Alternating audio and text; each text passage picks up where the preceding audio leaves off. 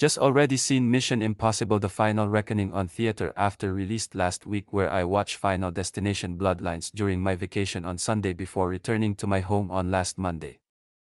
I heard some people said it's disappointing of the greatest action film series, and others said it wasn't that great but not even bad at all after release. Well, I have to say, I'm actually agree with someone said. This movie's not bad at all, but it had a lot of problems in there when it received mixed reviews lately. To start off, I got positive is Ethan Hunt. He always be best protagonist of the saga. He had no bad moments and no bad dialogues for his long journey as always, and yet his combat skills are still improvement.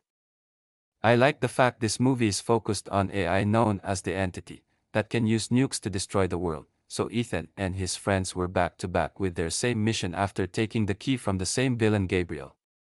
What I got more positively is that the cinematography was very magnificent, the pacing was higher, and the whole action is very intense. I do really enjoy the action-packed parts of it. Christopher McQuarrie showed me proof that he had amazing directing skills since he directed the fifth movie Rogue Nation, and he made the best sixth movie such as Fallout. I didn't know Paris was alive in this movie after part 1 of Dead Reckoning, and I'll say she definitely carried her parts as considered the best character to me, where she's now on the side with Ethan and her friends to stop the Entity.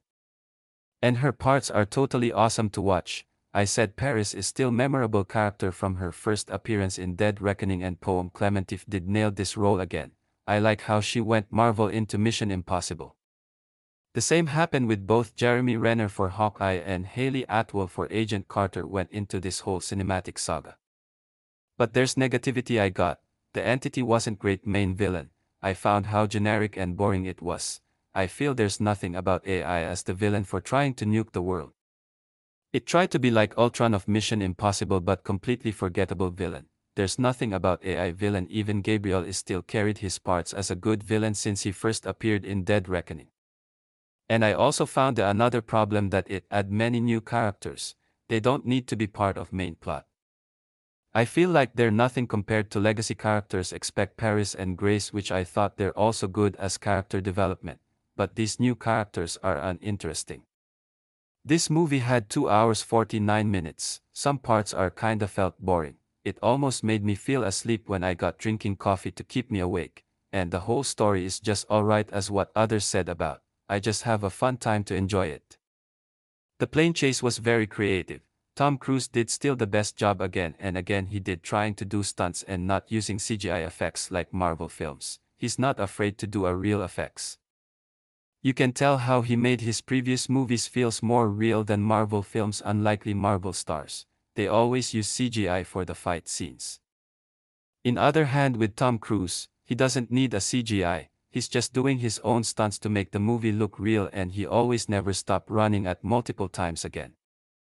This considered the weakest but still decent at best finale to iconic action film series, so going to give 7.5 out of 10. This is say goodbye to Mission Impossible franchise. It deserves to rest for now. It's good to hear Tom Cruise finally to move on from it, and he can do any genre like drama what he can. So that's my review of Mission Impossible The Final Reckoning. Be sure to click my video a like. What's your thoughts on this movie? If you not like it, it's okay that you not like it. And hopefully wish have a great day and see you on later. Peace.